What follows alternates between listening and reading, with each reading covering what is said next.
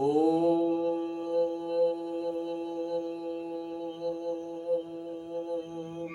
गुरुर्ब्रह्मा गुरुर्विष्णु गुरुदेव महेश्वरा गुरुदेव साक्षात् परं ब्रह्म तस्मै श्री गुरुवे नमः। अखण्डमण्डलाकारं व्याप्तं येन चराचरं तत्पदं दर्शितं येन तस्मै श्री गुरुवे नमः। मातृवत् लालित्री च पितृवत् मार्गदर्शिका नमोस्तु गुरुसत्ताय श्रद्धा प्रज्ञायुता चया। ओम श्री गुरुवे नमः। ओम श्री गुरुवे नमः। ओम श्री गुरुवे नमः। ओम भूर्भुवः स्वः तत्सवितुर्वरेण्यं भर्गो देवस्य धीमहि धियो यो नः प्रचोदयात्। उस अग्नि स्वरूप परम ब्रह्म के जिसके प्रकाश से सारा ब्रह्मांड प्रकाशित होता है, ऐसे परम तेजस्वी परम ब्रह्म के दिव्य तेज का मैं ध्यान करता हूँ तथा उसके ज्योतिर्मय स्वरूप को अपने अंतःकरण में धारण करता हूँ। जो परम ब्रह्म हमारी बुद्धि, वाणी तथा कर्मों को कल्याणकारी मार्ग पर प्रेरित करें।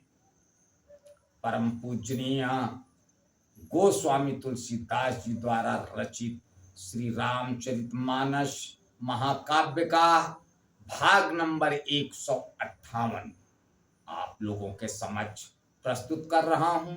आप लोग इसका श्रवण करें और अपने अंतःकरण में छिपे नकारात्मक तत्वों को निकालकर सकारात्मक तत्वों का अभिवर्धन करें। महाराजा प्रताप भानु जब उनको आकाशवाणी हुई, उनको मालूम हुआ कि धोखे से हमारे भंडारे में जो ब्राह्मणों को निमंत्रण दिया था कि उसमें मांस पकाया गया। आकाशवाणी सुन के जाते हैं, देखते हैं। जब उनको असलियत मालूम होती है तो वो दुख के मारे मूर्छित होकर गिर पड़ते हैं।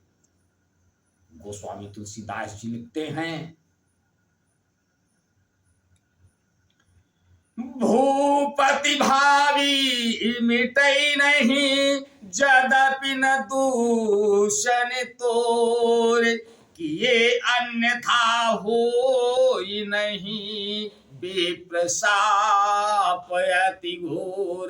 हे राजन, यद्यप तुम्हारा दोष नहीं है तो भी होनहार नहीं मिटता। ब्राह्मणों का शाप बहुत ही भयानक होता है, यह किसी तरह भी टाले नहीं टल सकता। अस कही सब मही देव सिधाए समाचार पुर लोगन पाए सोच ही दूषण दे वही देवी विरचत हंस काग किया जेही। ऐसा कहकर सब ब्राह्मण चले गए। नगरवासियों ने जब यह समाचार पाया तो वे चिंता करने और विधाता को देश देने लगे। जिसने हंस बनाते बनाते कौवा कर दिया, ऐसे पूर्ण आत्मा राजा को देवता बनना चाहिए था, सो राक्षस बना दिया। उपरोहतई भवन पहुंचाई, असुर ताप सही खबरी जनाई। और तेही खल जहां ता पत्र पठाए, और सज सज से न भूप सब धाये। पुरोहित को उसके घर पहुंचाकर असुर यानी कालकेतु ने कपटी तपस्वी को खबर दी। उस दुष्ट ने जहां तहां पत्र भेजे, जिससे सब बैरी राजा सेना सजाकर चढ़ दौड़े। घेर ही नगर निशान बजाई, विविध भांति नित होई लड़ाई। जूझे सकल सुभट करी करनी, बंधु समेत पर्यो नृप धरनी। और उन्होंने डंका बजाकर नगर को घेर लिया। नित्य प्रति अनेक प्रकार से लड़ाई होने लगी। प्रताप भानु के सब योद्धा यानी सूरवीरों की करनी करके रण में जूझ मरे। राजा भी भाई सहित खेत रहा। सत्य के तु कुल को नहीं बाचा, और विप्र साप किमि होई असाचा। रिपुजित सबन नगर बसाई, निजपुर गवने जय जसु पाई। सत्य केतु के कुल में कोई नहीं बचा। ब्राह्मणों का साप झूठा कैसे हो सकता था। शत्रु को जीत कर नगर को फिर से बसाकर सब राजा विजय और यश पाकर अपने अपने नगर को चले गए। भरद्वाज सुनु जाहि जब, होई विधाता वाम। धूरी मेरु सम जनक जम, ताहि ब्याल सम दाम।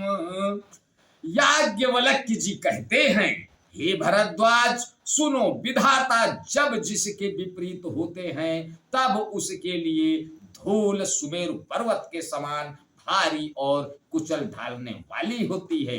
पिता यम के समान काल रूप और रस्सी सांप के समान काट खाने वाली हो जाती है। आज बस यहीं तक।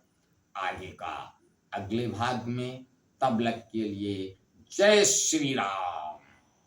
ओ